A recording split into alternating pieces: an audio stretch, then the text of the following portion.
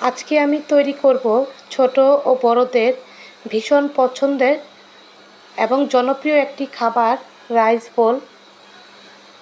এই খাবারটি আমরা সবসময় খেতে পছন্দ করি, কিন্তু সময়ের অভাবে বাইরে গিয়ে খাওয়া হয়ে ওঠে না। এই খাবারটি আজকে আমি সহজ পদ্ধতিতে কিভাবে ঘরে তৈরি করব সেটি আজকে আপনাদের সাথে শেয়ার করছি। আমার এই ভিডিওটি যে যেখান থেকে দেখছেন আশা করি সবাই ভালো আছেন। আসসালামু আলাইকুম। ফার্স্টে আমি প্যানে বাটার দিয়ে দিচ্ছি। বাটার দিয়ে কাঁচামরিচ আর রসুন কুচি দিয়ে ভেজে নিব। দেন ক্যাপসিকাম, গাজর, গোলমরিচের গুঁড়ো নেড়েচেড়ে দুটো ডিম অ্যাড করে দিব। ডিম দুটো দিয়ে সব একসাথে আমি ভালোভাবে নেড়েচেড়ে নিচ্ছি। ভাজা হয়ে আসলে এখানে আমি কিউব করে কাটা পেঁয়াজ অ্যাড করে দিব। দেন নেড়েচেড়ে আমার সবজিটা মোটামুটি হয়ে আসলে আমি চাল ভাপ দিয়ে রেখেছিলাম সেটা এখানে অ্যাড করে দিচ্ছি। ভালোভাবে নেড়েচেড়ে হয়ে আসলে সয়া সস, টমেটো সস, চিনি পরিমাণ মতো, গোলমরিচের গুঁড়ো আর টেস্টিং সল্ট আমি এখানে অ্যাড করে দিব। আবার ভালো করে নেড়েচেড়ে সব একসাথে মিশিয়ে নিব। নিয়ে কিছুক্ষণ মৃদু আঁচে রেখে দিলেই আমার ঝরঝরে ফ্রাইড রাইস হয়ে যাবে। এখন চিকেনের প্রিপারেশনের পর্ব।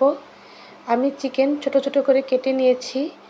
এখানে আদা বাটা, লবণ, সয়া সস, টমেটো সস, ধনে গুঁড়া, মরিচের গুঁড়া, গোলমরিচের গুঁড়া আর গরম মশলা দিয়ে ভালোভাবে মেখে হাফ অ্যান আওয়ারের জন্য রেখে দিব।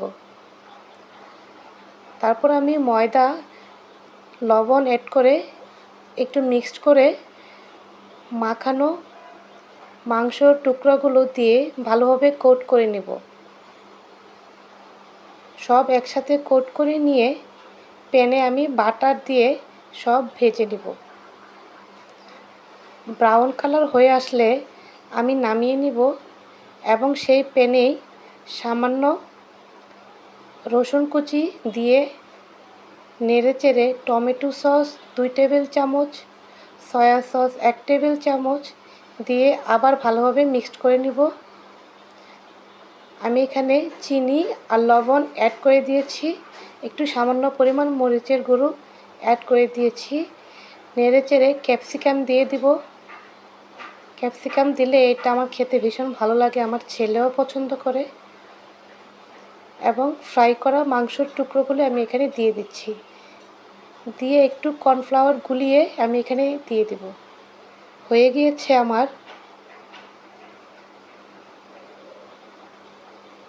চিকেন বোলের চিকেনের প্রিপারেশন। আমি এখানে সামান্য তিল ছিটিয়ে নিব।